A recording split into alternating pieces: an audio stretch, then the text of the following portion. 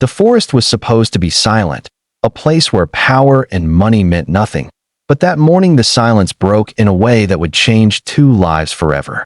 Sunlight poured through tall pine trees, painting the ground in gold, when a billionaire who owned half the skyline of a major city stopped dead in his tracks.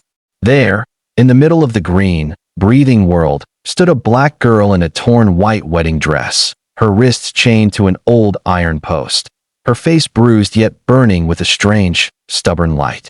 In that moment, wealth lost all meaning, and humanity demanded and answered, if you believe that kindness can still change broken lives, and that second chances are real, please take a moment to like this video, comment your thoughts, share it with someone who needs hope, and subscribe to the channel Kindness Tales.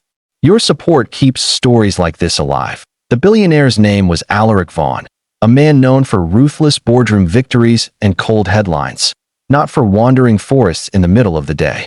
He had come alone to clear his head after signing a deal that would erase an entire neighborhood from the map, replacing it with steel and glass. The forest bordered the land he planned to buy, and he told himself this walk was nothing more than a break, a moment to breathe. But the sight before him made his breath catch painfully in his chest. The girl looked impossibly out of place, white fabric stained with dirt and dried blood, chains digging into her dark skin. She was young, barely more than 20, yet her eyes carried a depth that spoke of betrayal far older than her years. Alaric did not understand at first how something so cruel could exist so close to roads and homes. This was daytime, birds singing, sunlight warm, and yet she had been left there as if the world had decided she was invisible. He moved closer, carefully, afraid that sudden motion might frighten her further. Her body trembled, not from fear alone but from exhaustion, hunger, and the weight of waiting for help that never came. The chains were real, heavy, rusted, locked tight. Whoever had done this had planned it, had wanted her trapped but seen, humiliated in a dress meant for joy. Her name, he later learned, was Samira Cole. She had grown up believing love could save her from poverty, from a life where doors were always closed. When a charming man promised marriage, stability, and a future, she trusted him.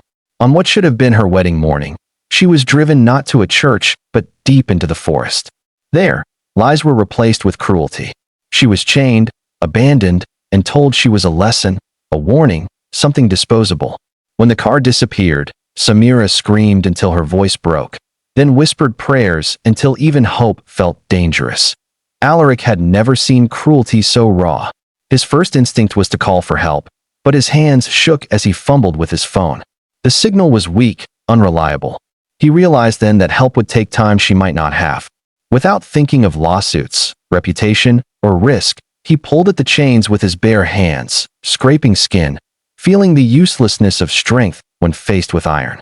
He searched the area until he found a fallen metal rod, using it to pry at the lock until it finally cracked open with a sharp sound that echoed through the trees.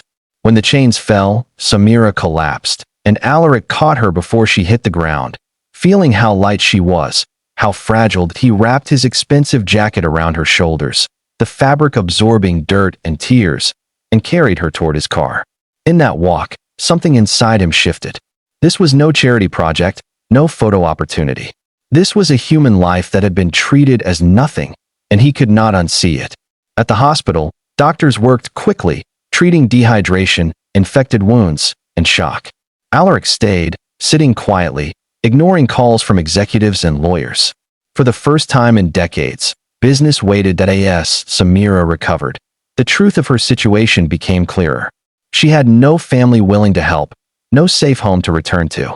The man who hurt her had vanished, leaving behind fear and shame that made her want to disappear. Alaric arranged protection, legal help, and therapy, but he also did something far stranger. He listened.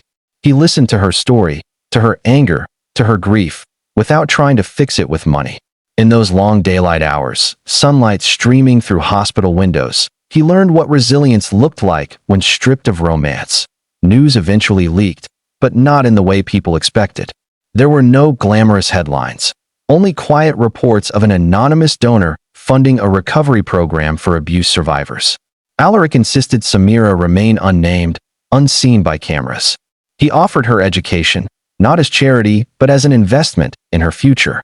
She hesitated, afraid of being owned again, afraid of strings attached. But he made it clear that her choices were her own. She could walk away at any time. The days turned into weeks, and Samira slowly reclaimed pieces of herself. She learned to sleep without nightmares, to walk without flinching at sudden sounds. She traded the torn wedding dress for simple clothes that made her feel invisible again, safe. Yet something inside her began to grow, a quiet determination not just to survive, but to matter.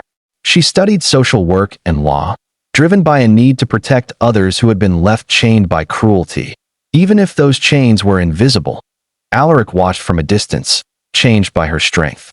He canceled the development project that would have destroyed the forest, turning the land instead into a protected sanctuary. When asked why, he gave vague answers about environmental responsibility, but the truth was deeper. That place had shown him the cost of indifference. He also restructured his companies, funding shelters and legal aid programs, not as marketing, but as core missions. His colleagues whispered that he had gone soft. He did not care. Years passed, always in daylight moments filled with work and healing. Samira graduated, standing tall, no longer defined by what had been done to her. She spoke at conferences, her voice steady, telling survivors they were not broken. Alaric attended one such event quietly, sitting in the back. When he saw her speak, he felt a humility he had never known. He realized the unthinkable thing he had done was not rescuing her from the forest. It was allowing himself to be rescued from his own emptiness. Before the ending, please take a moment to comment below with a single word that describes how this story is making you feel right now. Your words matter, and they help others feel less alone. Near the end of that conference, Samira shared a story about a stranger who chose humanity over comfort, who did not look away. She never said his name, but her eyes found him in the crowd, and in that silent recognition, there was gratitude without debt. The audience rose in a standing ovation, not for pain, but for survival.